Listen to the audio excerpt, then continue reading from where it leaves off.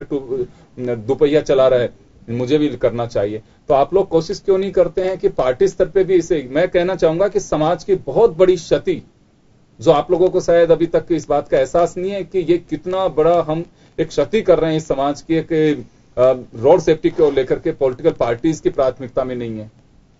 देखिए योगेंद्र जी, बिल्कुल स्पष्ट है, एक मुहावरा है, जान है तो जहान है, नहीं तो खाली मकान है। कि आदमी की जान होगी तभी उसकी कीमत है। आदमी मकान हो, बड़े बड़े बंगले, उसका क्या करेगा जब आदमी खुद ही जिंदा नहीं रहेगा, तो इस चीज का क्या फायदा।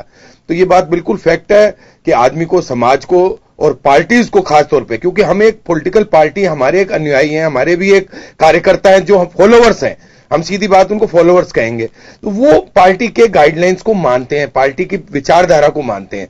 तो ये बात बिल्कुल फैक्ट है कि हम भी इस बात के लिए अवेयर करेंगे, पार्टी के मंच पे भी अवेयर करेंगे कि पार्टी के हमारे कार्यकर्ता आगे भी अवेयर करें समाज में। समाज एक बहुत बड़ी कड़ी है, हमारा कार्यकर्ता एक छोटे छोटे भाग संख्या से जुड़ा हुआ है, वो समाज के साथ, हर कड़ी के साथ जुड़ा हुआ है, हर वर्ग के साथ जुड़ा हुआ है, छोटा बड़ा, क्योंकि हमारा एनएसयूआई का एक यूथ का हमारा अलग विंग है, यूथ कांग्रेस हमारी अलग विंग है, मेन कांग्रेस, महिला कांग्रेस, हमारे सब संगठन।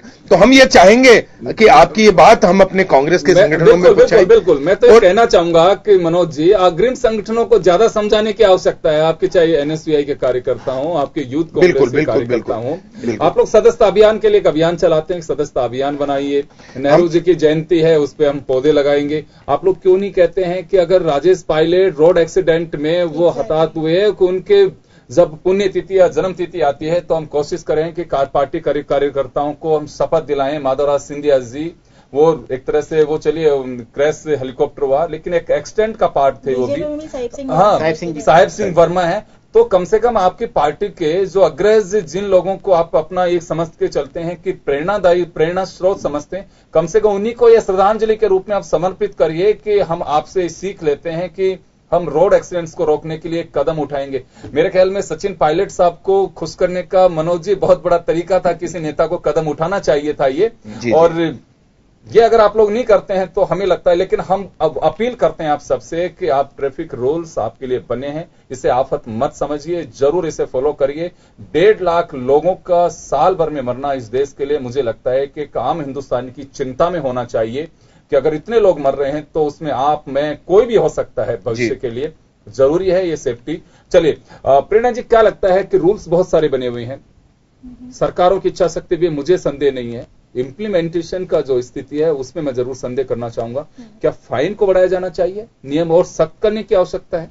देखो, दोनों ही ऑप्शंस हैं। फाइन्स ऑफ कोर्स बढ़ाने की जरूरत है, क्योंकि जैसा बहुत सारे लोग जो अभी वर्तमान का स्तर के फाइन्स हैं वो उसको कॉम्पिटेबिलिटी नहीं है, लोगों को लगता है कि इतने 100 रुपए देके हम छूट सकते हैं। लेकिन अगर हम 500 रुपए देना शुरू करेंगे तो फिर हम, जाहिर सी बात है, एक बार 500 रुपए देने के बाद दोबारा उस रूल को तोड़ना विचार करेंगे। अगर कुछ लोग इसको भ्रष्टाचार से भी जोड़ते हैं तो भ्रष्टाचार में भी आप कितनी रिश्वत बार बार देना चाहेंगे, आपके 500 रुपए की भ्रष्टाचार की रिश्वत का अमाउंट भी बढ़ जाएगा। तो अल्टीमेटली आपकी जेब से अगर बहुत सारा पैसा निकलना शुरू होगा तो आप रोकेंगे उसको, कहीं ना कहीं रोकेंगे। क्योंकि विदेशों में भी ये जो कंट्रोल हुआ है वो इसी तरह से हुआ है कि बहुत ज्यादा हैवी फाइन्स लगाए जाते हैं, इंश्योरेंस के प्रीमियम के साथ उनको जोड़ा जाता है, उनके डीमेरिट्स पॉइंट्स होते हैं, उनको लाइसेंस निलंबन हो जाता है। जो राजस्थान सरकार ने एक प्रयास किया है सुप्रीम कोर्ट के निर्देश के बाद में, और 9000 लाइसेंस को सस्पेंड किया है, और आने वाले समय में हर वो 5 ऑफेंसेस के ऊपर हर लाइसेंस सस्पेंड होगा, अब रिकमेंडेशन नहीं होगी। ये स्पष्ट निर्देश दे दिए गए हैं पिछले गत मीटिंग के अंदर ही। तो ये एक बहुत बड़ा कदम है डेटरेंट करने के लिए लोगों को। उसके अलावा इंफ्रास्ट्रक्चर स्तर के ऊपर भी सरकार ने काफी काम कराया है, ब्लैक स्पॉट निर्धारण जो करके और उसका रिमूवल का भारत सरकार ने एक पूरा रेक्टिफिकेशन का एक पूरा बीड़ा उठाया हुआ है, वो एक बहुत जरूरी काम है एनफोर्समेंट के लिए। क्योंकि मैनुअल एनफोर्समेंट कराना आज के तारीख में इतने हाई स्पीड व्हीकल्स के साथ बहुत ही केवल हिंदुस्तान में ही है जो लोग बाहर खड़े होकर ट्रैफिक कांस्टेबल मैनुअल कर रहे हैं। विदेशों में सब जगह तकनीक से कैमरा लगाए हुए हैं, ऑटोमेटिक है, ऑटोमेटिक फोटोज आते हैं, आपको कुछ भी नहीं बोलना और सीधा पैसे भी आपके अकाउंट से ही कट जाते हैं। तो लोग अपने आप ही डरते हैं, अपने आप रात को 12 बजे भी रेड लाइट है तो वो रुकते हैं और खतरे जब होती है तभी जाते हैं। तो ये इस तरफ भी हिंदुस्तान ने कदम बढ़ाए हैं और धीरे धीरे कुछ काम शुरू हुआ है। और अब क्योंकि मोटर वाहन अधिनियम के जो पुराने वाले अधिनियम थे उसमें उस तरह की उन्नत टेक्नोलॉजी को लेकर के कोई भी नियम नहीं थे स्पष्ट रूप से, लेकिन अब जो नया मोटर वाहन अधिनियम आ रहा है उसमें बकायदा इस डिजिटाइजेशन के ऊपर एक पूरा का पूरा चैप्टर ही जोड़ दिया गया है। तो बाय लॉ भी स्टेट गवर्नमेंट्स को और सेंट्रल गवर्नमेंट को इस तरह की फैसिलिटीज, इंफ्रास्ट्रक्चर डेवलप करना ही पड़ेगा, क्योंकि लॉ में ही आ गया है। ये एक अच्छा कदम है, बट साथ साथ ऑफ कोर्स रोड यूजर के रूप में सारे इंफ्रास्ट्रक्चर के साथ अगर मैं खुद ही उस रोड यूजर के रूप में उसको फ्रेंडली उसको नहीं अडॉप्ट कर रही हूँ, मेरी अपने जीवन के लिए ही मैं सतर्क नहीं हूँ। आज आप पेरेंट्स को देखिए, छोटे छोटे बच्चों को हम गाड़ियां देना शान समझते हैं। हमारी 13 साल का बच्चा इतनी हाई स्पीड की एसयूवी चला रहा है और हम खुश होते हैं कि हमारा बच्चा गाड़ी चला रहा है। तो ये कल्चर, ये कॉन्सेप्ट भी हमको चेंज करने की जरूरत है। और इसमें जैसा आपने अभी कहा, दोनों राजनीतिक दल के लोग यहाँ बैठे हुए हैं, हम आपसे अपील करेंगे बीइंग एन एज एन, हम क्योंकि एजुकेट करने का काम कर रहे हैं, अगर आपके कार्यकर्ताओं को आप इसमें डेडिकेटली जोड़ देंगे, हमारा बहुत बड़ा काम सॉल्व हो जाएगा। सरपंच लेवल तक आप लोगों की सरकार के अंदर, गांव तक भी है, अगर उन्हीं लोगों को आप एक बार जोड़ लें, उनके साथ ट्रेनिंग्स करानी है, we can help you out, और उनको जोड़ लेंगे तो अपने आप सिस्टम डेवलप हो जाएगा। क्योंकि कहीं ना कहीं कोई ना कोई परिवार किसी ना किसी राजनीतिक धारा के साथ जुड़ा हुआ है, तो सीधा घर तक मैसेज चला जाएगा। और अगर एक एग्जांपल लेना चाहें तो पोलियो वाला एग्जांपल आप ले सकते हैं, 2 बूंद जिंदगी का। पोलियो खत्म कर दिया भारत ने हिंदुस्तान से, तो कैसे हुआ? जब सभी लोग आए, सभी लोगों ने उसको अपना प्रायोरिटी पे बनाया कि हमारे देश में कोई बच्चा पोलियो से नहीं होना चाहिए, घर घर तक हम पहुंचे। उस तरह का कैंपेन हमें जरूरत है आज की तारीख में। बिल्कुल, इसमें कोई संदेह नहीं है कि जीवन दान महादान, और वो तभी संभव है कि जब आप और हम अवेयर होंगे। जैसे हम लगातार कह रहे हैं कि नियमों को आप आफत मत मानिए, वो आपके लिए राहत है। आप सीट बेल्ट लगाइए। सबसे रोचक बात यह है कि सीट बेल्ट हाई स्पीड में जब गाड़ी होती है, एक रूल्स के अनुसार हम लोग लगा के रखते हैं, चालान से बचने के लिए ओनली। जैसे ही हम हाईवे पे जाते हैं जहां आपकी जरूरत है कि आपके हाई स्पीड होते हैं, सीट बेल्ट की आवश्यकता ही वही है। यहाँ रहते हुए वाहन चलते हैं कि आपकी स्पीड 10 होती है, 20 होती है, आप मत भी लगाइए, कोई बात नहीं है। मुझे लगता है कि कोई छोड़ भी देगा कि धीरे गाड़ी चले, लेकिन रियली अगर आपकी सेफ्टी उस हाईवे पे है जहां आपकी सीट बेल्ट बनी उसी के लिए है।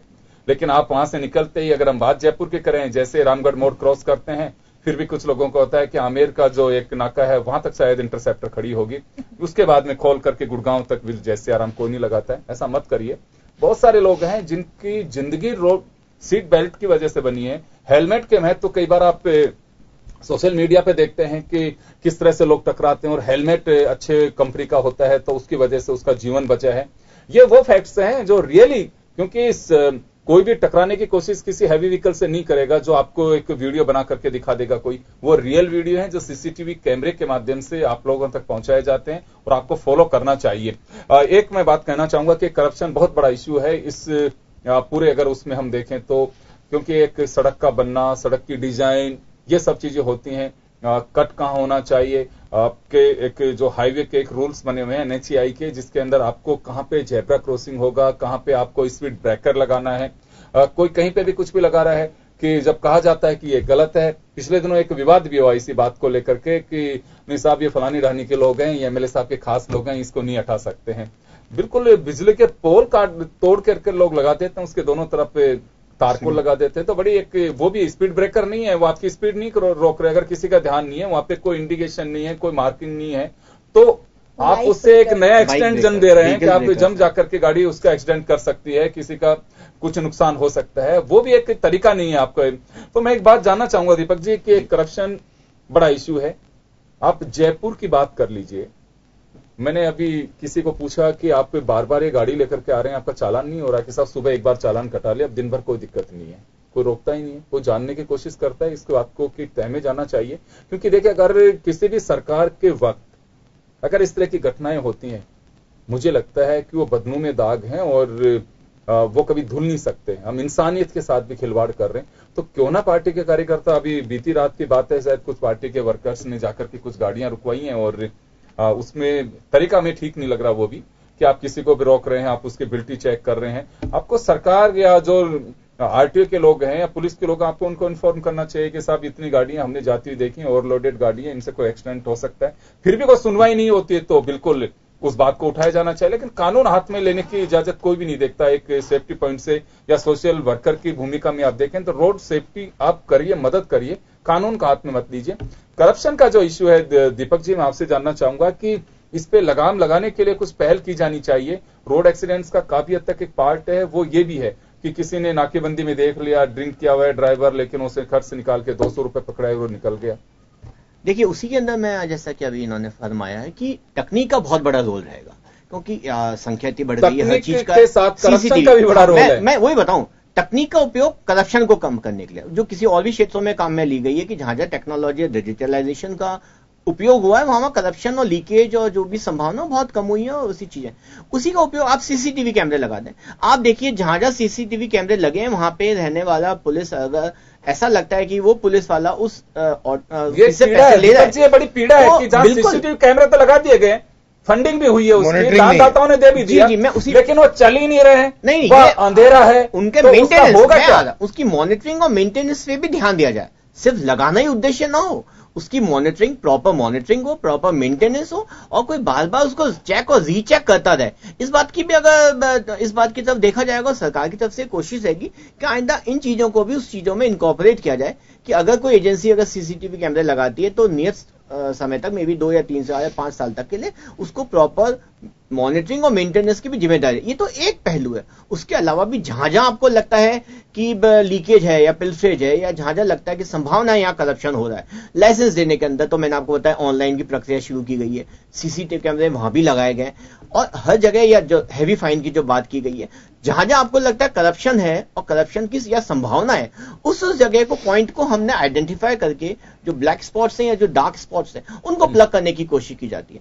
हम नहीं चाहते कि ऐसा काला धब्बा जो होता है करप्शन के इशू में वो इस सरकार के ऊपर भी आए, और कोशिश पूरी की जाए। देखिए कोशिश कामयाब होती है, वादे अक्सर टूट जाते हैं। मैं तो ये कहना चाहूंगा, आप कोशिश करिए, आप अपनी पार्टी के वर्कर्स को, अगर आप लोग, हमारी अपील आप लोगों से, गुजारिश है, विनम्र आग्रह है कि आप लोग अपनी पार्टी के वर्कर्स को मोटिवेट करिए, उन्हें कहिए कि ये हमारे एक जीवन का अंग बनाइए, एक ऐसा कोई रचनात्मक कार्यक्रम बनाइए जिसको आप बड़े शिद्दत के साथ में आप कह भी सकते हैं कि देखिए हमारी पार्टी ने दुनिया में, हिंदुस्तान में पहली बार इस तरह का एक अलग जगह है कि रोड सेफ्टी को हमने हमारी प्राथमिकता समझी है, या किसी भी नेता को हमने ये समर्पण और समर्पित किया है ये अभियान। चलिए मनोज जी, मैं आपके पास में आना चाहूंगा। करप्शन एक बड़ा इश्यू है हमारे नजर में, और मैं उस चैन कैसे चलती है वो भी समझाने की कोशिश करूंगा।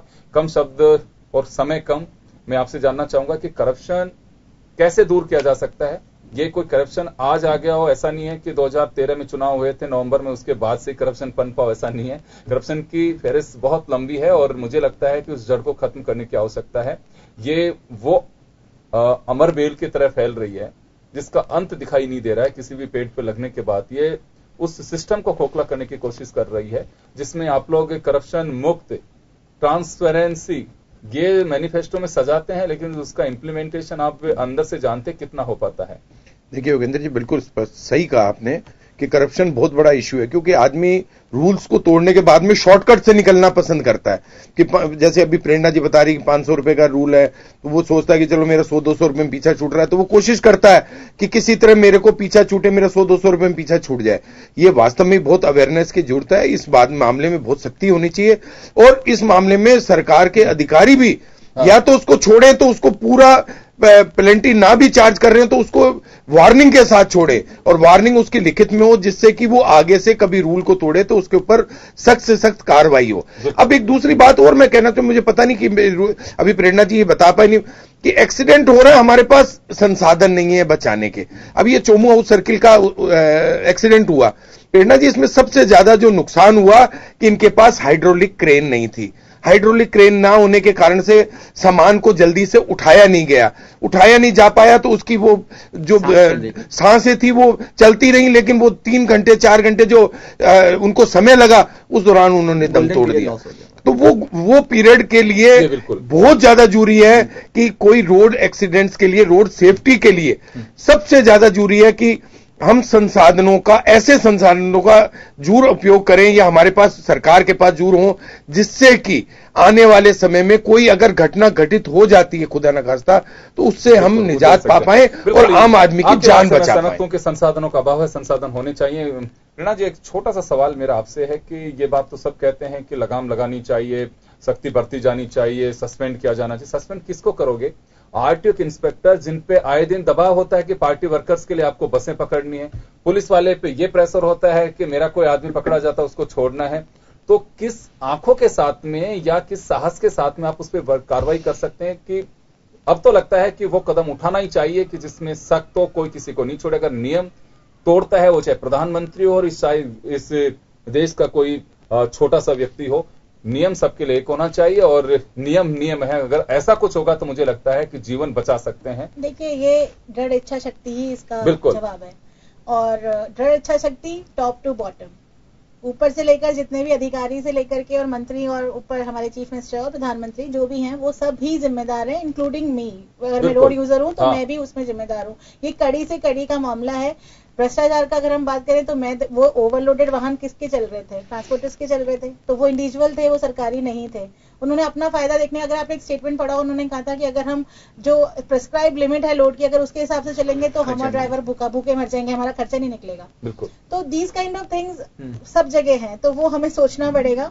लाल बत्ती का उदाहरण ले, अगर प्रधानमंत्री साहब ने एक इच्छा शक्ति दिखाई तो आज लाल बत्ती हट गई और सब लोग बराबर तरीके से सड़क पर चलना शुरू हो गए। तो शायद वो एक पहला कदम है इस तरफ। और दूसरा, अगर लॉ में देखेंगे हम तो जो सड़क अभी जो नया मोटर वाहन अधिनियम आया उसमें कॉन्ट्रैक्टर्स को भी जिम्मेदार बनाया गया है। अगर सड़क पे लापरवाही हुई अधिकारी की तो उसको डबल पेनल्टी और साथ में उसको फाइनेंशियल पेनल्टीज भी लगेंगी। बिल्कुल। तो चले, लेकिन मुद्दे भी तब तक जिंदे होते हैं जब हादसे होते हैं और सरकारों की आंखें भी तभी तक खुली रहती हैं जब तक अखबारों की सुर्खियां रहती हैं कि फलानी जगह एक्सीडेंट हुआ। उसके बाद समितियों की रिपोर्ट आती है तो आपकी किस्मत है, नहीं आती है तो कोई पूछने वाला नहीं है। यही बड़ी वजह है कि हादसे बढ़ते जा रहे हैं और हम खामोश होकर के सुनते रहते हैं। जिस दिन घटना होती है उस दिन चर्चा होती है और उसके बाद में सब अपने जीवन में, अपने रंग में, सब अपने दिनचर्या में लग जाते हैं। लेकिन मुझे लगता है कि अब वो वक्त आ चुका है कि अभियान में जुड़ना चाहिए और दृढ़ इच्छा शक्ति, दृढ़ आपका एक लक्ष्य कि हमें रोड सेफ्टी के लिए कुछ करना चाहिए, तभी मुझे लगता है कि इस पर लगाम लगाया जा सकता है। एक बहुत चिंता का विषय है और हम आपसे अपील करते हैं कि जरूर इस महा अभियान में आप जुड़िए और पुलिस के माध्यम से हो, चाहे ट्रांसपोर्ट डिपार्टमेंट के माध्यम से या किसी भी सरकार के माध्यम से हो, यह अभियान चलाया जा रहा है तो आप लोग निश्चित रूप से उसका भागीदार बनिए। जन टीवी की ओर से आपसे अपील है और हम चिंता व्यक्त करते हैं कि इन घटनाओं पे जरूर लगाम लगे। चले, आप सभी लोगों का बहुत बहुत शुक्रिया और खास खबर बस इतना ही। दीजिए इजाजत, नमस्कार।